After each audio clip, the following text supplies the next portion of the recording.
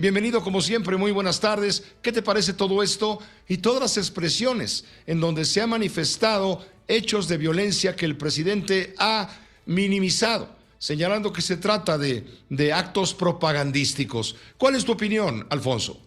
Pepe, buenas tardes. Me gustaría, en primer término, intentar una contextualización. En mi opinión, son tres las herramientas que explican en gran parte el enorme respaldo social al presidente.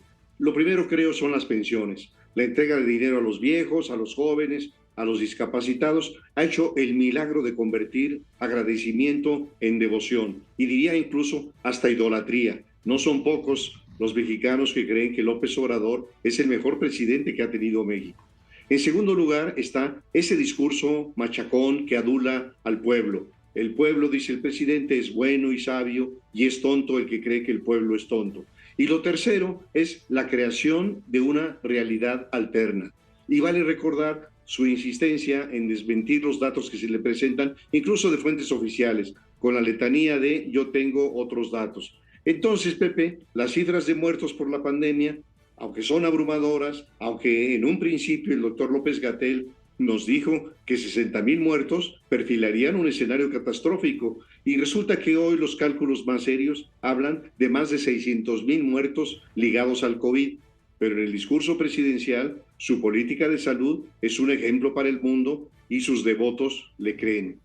Ha destruido instituciones, ha suprimido fideicomisos y ha impuesto recortes draconianos para fondear los programas sociales y desde luego sus grandes proyectos, el aeropuerto de Zumpango, la refinería Dos Bocas, el Tren Maya, y va a heredar una hacienda pública desfondada, pero dice que vamos muy bien y sus devotos le creen.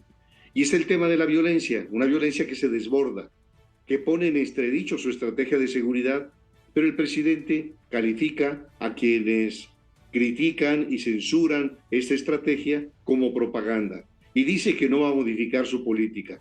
Un solo ejemplo: ante la violencia contra la población civil que se desató el fin de semana del 13 y el 14 de agosto en Ciudad Juárez, Zapopan, Irapuato, Tijuana, tanto el presidente como los secretarios de Gobernación y de Defensa describieron a los reportajes como sensacionalistas y dijeron que habían sido actos de propaganda de los grupos del crimen organizado o actos desesperados que expresan el debilitamiento de las bandas criminales, como explicó el general Luis Crescencio Sandoval.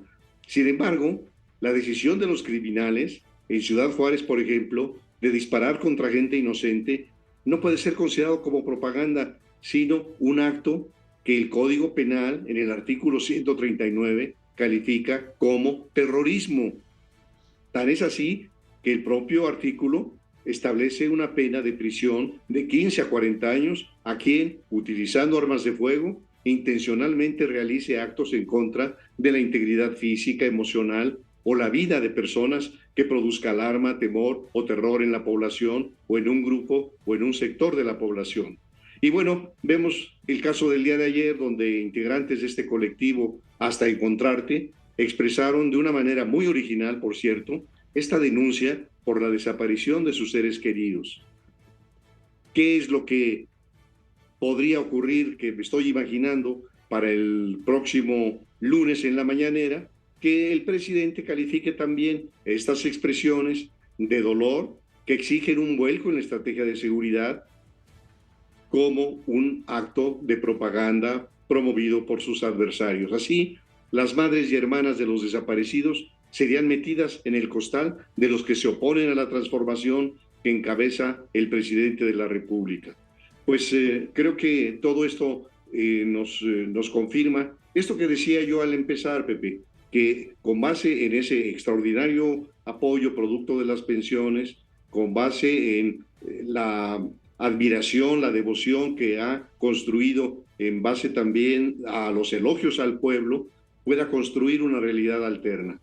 Y entonces lo que tenemos es un jefe de Estado que, frente a una realidad tan dramática como la de la violencia delincuencial, simplemente la desestima y dice que son actos de propaganda promovidos por sus adversarios, y desde luego de paso mete a los medios de comunicación, a los que invita a jugársela con su proyecto, a desplegar un periodismo militante a favor de la 4T. y esto lo sabes tú mejor que yo, es contrario a la naturaleza del periodismo.